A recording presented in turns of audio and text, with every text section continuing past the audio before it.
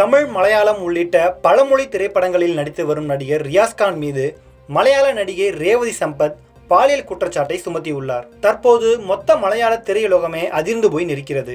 Cinema துறையில் பாலியல் தொல்லை, அட்ஜஸ்ட்மெண்ட் தொடர்பான புகார்கள் அடிக்கடி வெளியாகி வருகிறது. வாய்ப்பு வழங்குவதற்காக படுக்கையை பகிர்ந்து கொள்ள நடிகைகள் அழைக்கப்படுவதாக பல நடிகைகள் வெளிப்படையாக குற்றச்சாட்டுகளை முன்வைத்துள்ளனர். இதற்கு மலையாள திரையுலகமும் விதிவிலக்கல்ல. மலையாள திரையுலகில் நடிகைகள் அளித்த பாலியல் புகார் தொடர்பாக ஓய்வு பெற்ற நீதிபதி ஹேமா தலைமையிலான கமிஷன் விசாரணை நடத்தியது. இந்த கமிஷன் அறிக்கை அரசிடம் கடந்த 2019 தாக்கல் செய்யப்பட்டது. அதன் பிறகு 4 ஆண்டுகளுக்கு பிறகு அறிக்கையில் உள்ள விவரங்கள் வெளியாகி தற்போது அதிர வைத்து வருகின்றன. அந்த அறிக்கையில் மலையாள திரையுலகம் ஒரு 15 பேர் கொண்ட மாஃபியாக்களின் கையில் இருக்கிறது.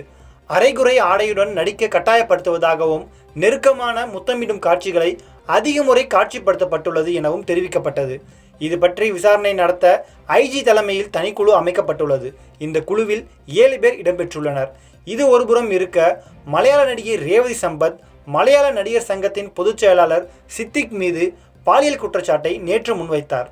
இதையடுத்து சித்திக் மலையாள நடிகர் சங்கத்தின் பொதுச் செயலாளர் பதவியை ராஜினாமா செய்துள்ளார்.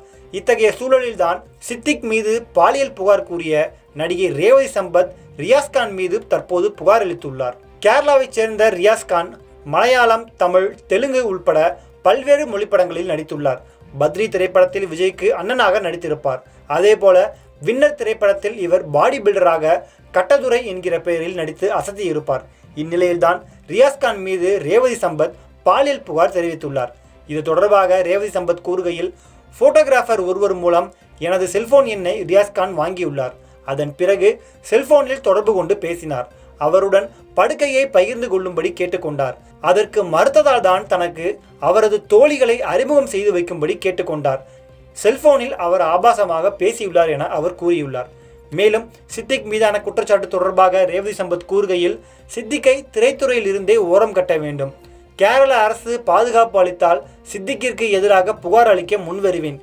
கேரள திரையுலகில் பாலியல் தொல்லையால் நடிகைகள் பாதிக்கப்படாமல் தடுக்க தேவையான நடவடிக்கைகள் எடுக்கப்பட வேண்டும் என அவர் கூறியுள்ளார்.